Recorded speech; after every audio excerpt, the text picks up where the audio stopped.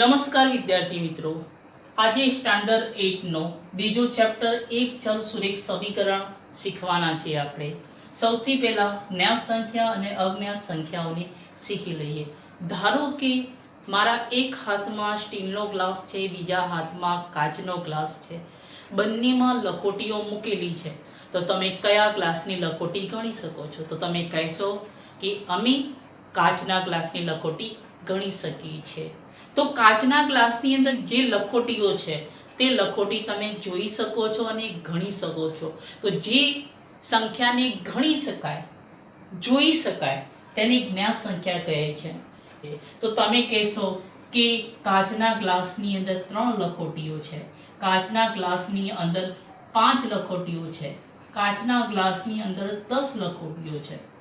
પણ સ્ટીલના ગ્લાસમાં તમે લખોટીઓ કહી શકતા નથી. પણ તમે એમ કહેશો કે સર, સ્ટીલના ગ્લાસની અંદર અમુક લખોટીઓ છે, સ્ટીલના ગ્લાસમાં કેટલીક લખોટીઓ છે, સ્ટીલના ગ્લાસની અંદર કોઈક લખોટી હશે. તો અહીંયા નિશ્ચિત રીતે કહી શકાતું નથી. તો અજ્ઞાત સંખ્યાની અમુક કોઈક જેવા શબ્દો વડે દર્શાવવામાં આવે છે. પણ અજ્ઞાત સંખ્યાને અહીં A, B, C થી લઈને X, Y, Z સુધીના મૂળાક્ષરો વડે દર્શાવાય છે.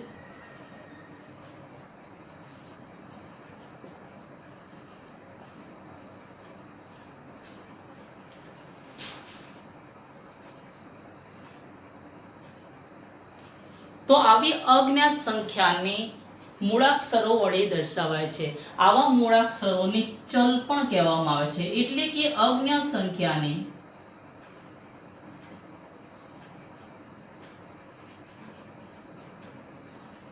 ચલ પણ કહેવાય.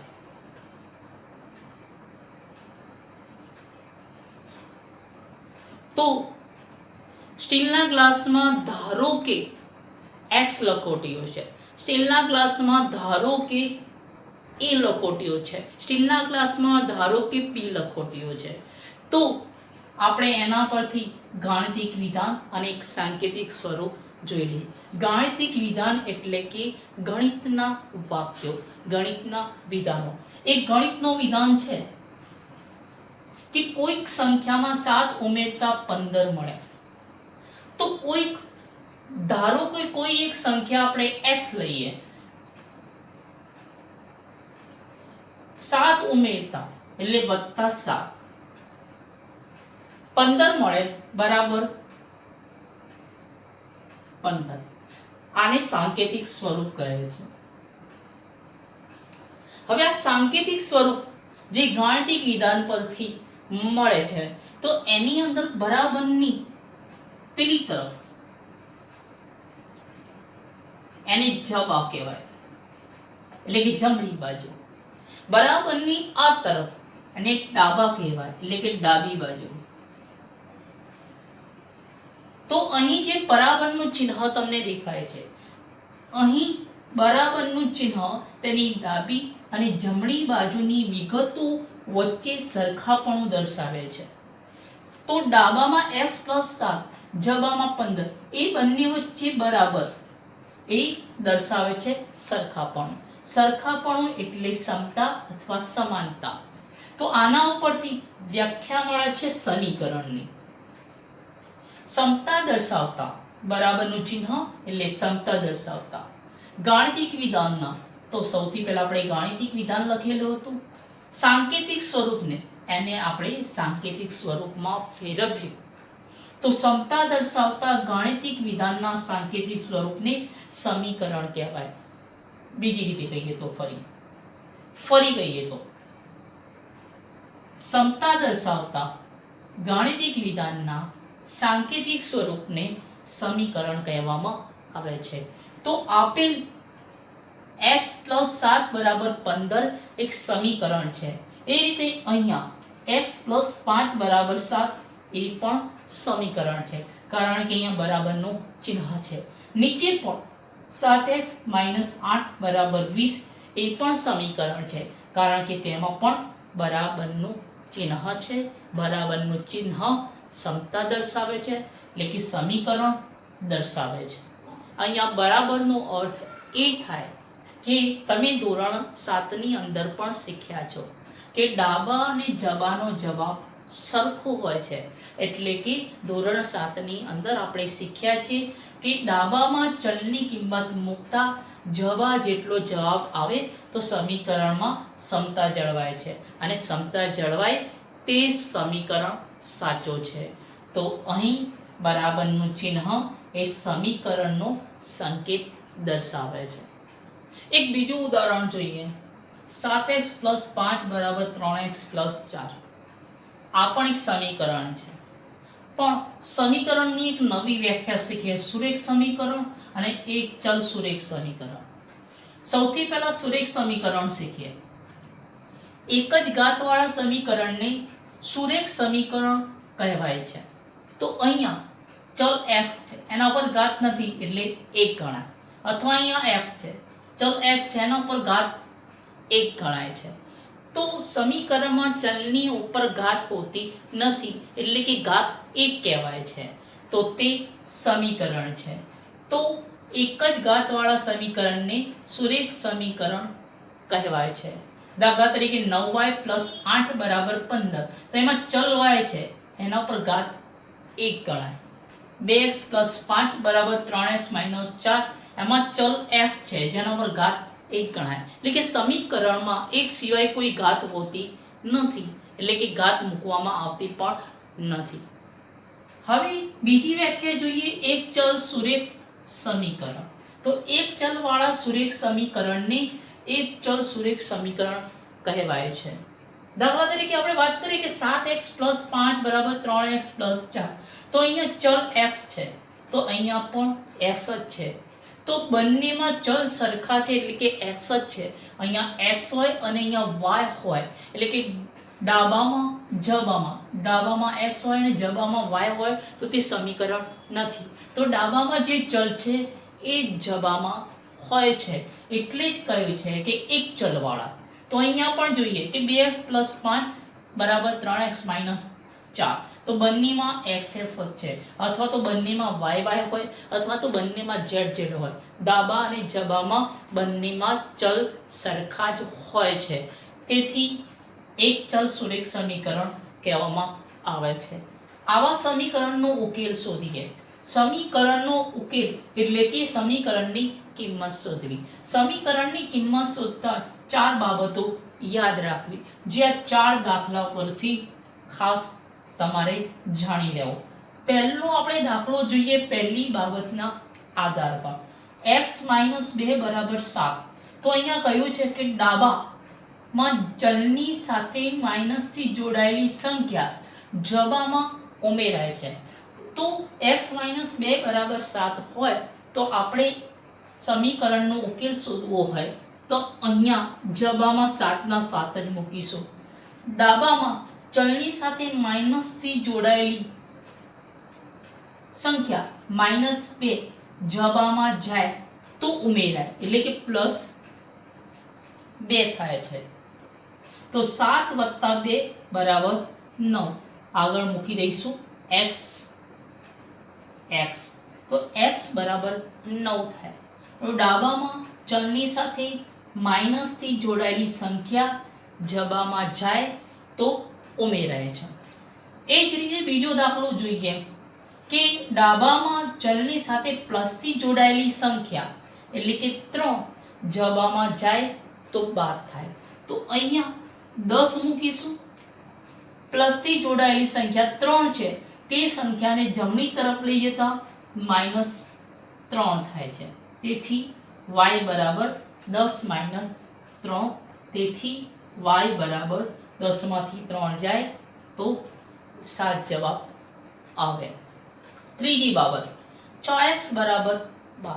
એમાં લખ્યું છે કે ડાબામાં ચલની સાથે ગુણાકારથી જોડાયેલી સંખ્યા, તો આ ચલ x છે, એની સાથે ગુણાકારથી 6 જોડાયેલ છે. તો 6 સંખ્યા તે જબામાં ભગાય છે. તો આપણે જબાની કિંમત એમને એમ મૂકી દઈશું 12 અને છેદમાં 6 લઈ જઈશું, એટલે કે ભાગાકારમાં તેથી x બરાબર 12/6. તો 12 ને 6 વડે ભાગવામાં આવે, 6 દુ 12, તો 6 6 ઉડી ગયા, તેથી x બરાબર 2 થાય. તે જ રીતે ચોથી બાબત કે ડાબામાં ચલની સાથે ભાગાકારથી જોડાયેલી સંખ્યા, તો અહીંયા ચલ t છે એની સાથે ભાગાકારથી જોડાય છે સંખ્યા 5, એ જવામાં જાય તો ગુણાય છે એટલે ગુણ્યા 5. તો તેથી t બરાબર 10 ગુણ્યા 5. તેથી t બરાબર 10 પંચું 50. તો 4 બાબતોને અનુલક્ષીને આ દાખલા ખાસ યાદ રાખવા જોઈએ. પ્રશ્ન સમીકરણ ઉકેલો, એટલે કે સમીકરણ ઉકેલના કેટલાક દાખલાઓ આપણે અહીંયા જોઈ લઈએ. સૌથી પહેલો છે 6 બરાબર x માઇનસ 2. તો સમીકરણના ઉકેલની અંદર આપણે શીખ્યા કે ચલવાળી કિંમત ડાબી તરફ હોય છે, અહીંયા જમણી તરફ છે. તો ચિંતા કરવી નહીં કે ચલ પદ જમણી તરફ હોય તો તમે ડાબા તરફ લઈ જઈ શકો છો, કારણ કે ક્રમ બદલતા સમતા જળવાય.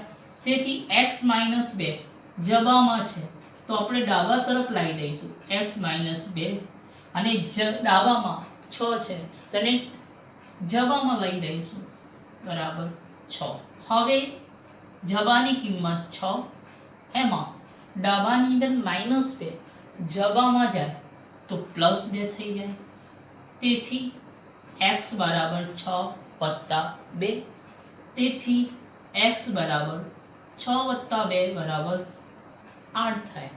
બીજો દાખલો જોઈએ. અહીંયા અપૂર્ણાંક સંખ્યાની અંદર છે, એમાં 17/7 જબામાં ડાબામાંથી 3/7 એ પ્લસથી x સાથે જોડાયેલ છે, તો જબામાં જાય તો માઇનસ થઈ જાય 3/7. તેથી x બરાબર 17/7 માઇનસ 3/7. તેથી x બરાબર છેદ સરખા છે, છેદમાં 7, અંશમાં 17 માઇનસ 3. તેથી x બરાબર 17 માંથી 3 બાદ કરવામાં આવે તો 14/7 જવાબ આવે. 14/7 માં અવયવ ઉડે છે, 7 દુ 14, એમાંથી 7 7 ઉડી ગયા. તેથી x બરાબર 2 સમીકરણનો ઉકેલ છે. ત્રીજો દાખલો જોઈએ. પોઈન્ટમાં છે, એટલે કે દશાંશ સંખ્યામાં છે. તો અહીંયા y/1.5 ચલવાળી કિંમત જબામાં છે તો ક્રમ બદલી દેતા. તેથી y/1.5 બરાબર 1.6 છે, અને ડાબામાં y/1.5 છે, એમાં y ની સાથે ભાગાકારથી જોડાયેલ 1.5 સંખ્યા જવામાં જાય તો ગુણાકારથી જોડાય તો 1.5. તેથી y બરાબર 1.6 ગુણ્યા 1.5. તેથી y બરાબર 1.6 નો ગુણાકાર 1.5 સાથે કરતા, તો અહીંયા પોઈન્ટને ભૂલી જતા 16 ગુણ્યા 15 કરીએ આપણે. અહીંયા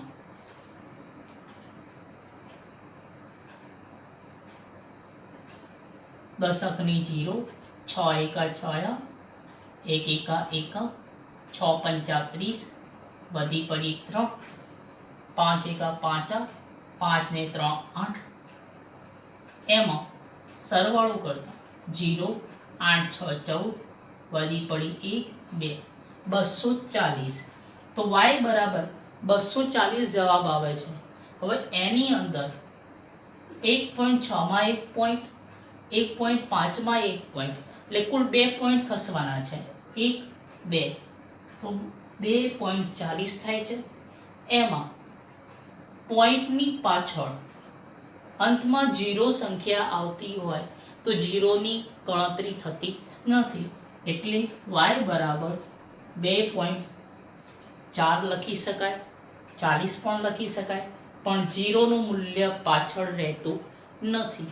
તેથી 2.4 y ની કિંમત છે. હવે ચોથો દાખલો જોઈએ કે 14y માઇનસ 8 બરાબર 13. તો 13 જવાબમાં ડાબાની અંદર માઇનસ થી જોડાયેલી સંખ્યા 8 જવાબમાં જાય તો પ્લસ થી જોડાય. તેથી 14y બરાબર 13 પ્લસ 8, એમાં 14y બરાબર 13 માં 8 ઉમેરવામાં આવે તો 21 થાય. તેથી 21 માં y ની સાથે ગુણાકારથી જોડાયેલી સંખ્યા છેદમાં જાય એટલે કે અપોન 14. તેથી y બરાબર 21/14. તેથી 21 અને 14 ના અવયવ પડે છે 7 તરી 21, 7 દુ 14, આમાંથી 7 7 ઉડી ગયા. તેથી y બરાબર 3/2 જવાબ આવે છે, જે સમીકરણનો ઉકેલ y બરાબર 3/4 છે. પાંચમો દાખલો જોઈએ. 17 પ્લસ 6p બરાબર 9. તેમાં જવાબમાં 9. હવે ડાબાની અંદર 17 ચલની સાથે પ્લસ થી જોડાયેલ છે એટલે જવાબમાં જશે તો -17 થાય. તેથી 6p બરાબર 9 - 17. તેથી 6p બરાબર, હવે 9 માંથી 17 તો બાદ થતા નથી, આપણે 17 માંથી 9 બાદ કરી દઈએ તો 17 માંથી 9 બાદ કરવામાં આવે તો 8 આવે અને મોટી સંખ્યા 17 છે એટલે 17 નું ચિહ્ન માઇનસ મુકાય. હવે -8 ચલની સાથે ગુણાયેલ સંખ્યા 6 છેદમાં જાય અપોન 6. તેથી p બરાબર -8/6. અવયવ ઉડે છે 4 દુ 8 અને 3 દુ 6. તેથી p બરાબર, એમાંથી 2 ઉડી જાય -4 તૃતીયાંશ જવાબ આવશે. હવે જોઈએ x/3 પ્લસ 1 બરાબર 7/15. એમાં જવાબમાં 7/15. હવે ડાબામાં પ્લસ 1 છે, જવાબમાં જાય એટલે -1 થઈ જાય. તેથી x/3. હવે તમે જાણો છો કે આ એક જો આગળ હોય અને ચિહ્ન ન હોય તો સંખ્યા મિશ્ર થાય, અને મિશ્ર સંખ્યાની અંદર આગળ જે પૂર્ણાંક છે એ સરવાળામાં જોડાય છે. તે રીતે અહીંયા પાછળ છે એ પણ મિશ્ર સંખ્યા જ કહેવાય છે, પણ અહીંયા માઇનસ થી જોડાય છે. તેથી 15 એકા 15, 7 - 15 લખાય છે. તેથી x + 3 બરાબર 7 - 15 એકા 15 અપોન છેદ એનો એ જ રહેશે. હવે x/3 બરાબર 7 માંથી 15 જતા નથી, પણ 15 માંથી આપણે 7 બાદ કરીશું એટલે 8 આવશે, અને મોટી સંખ્યાનું ચિહ્ન માઇનસ એટલે -8/15 આવશે. તેથી -8/15 એમાં ચલની સાથે ભાગાકારથી જોડાયેલી સંખ્યા 3 જવાબમાં ગુણાકારથી જોડાય ગુણ્યા 3. તેથી x બરાબર, હવે અવયવ ઉડે છે 5 તરી 15, એમાં 3 3 ઉડી ગયા. તેથી x બરાબર અંશમાં ઋણ અપોન છેદમાં 5. તો x બરાબર -8/5 એ સમીકરણનો ઉકેલ છે.